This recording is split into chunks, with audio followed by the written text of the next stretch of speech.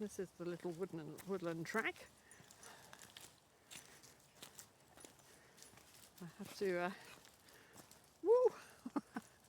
keep a close eye out because there's so many twists and bends.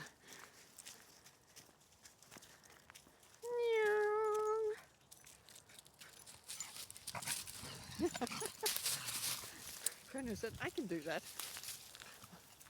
I can find one of those.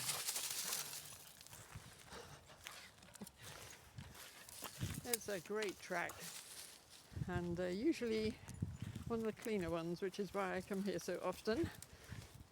I come here with Harry and Sam and Connie and Poppy.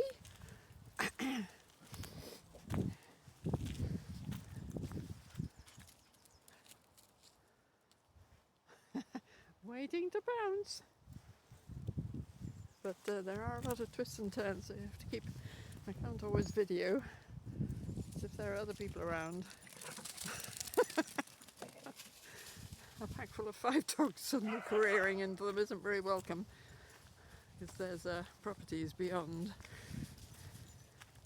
Thoroughly recommended as a walk though.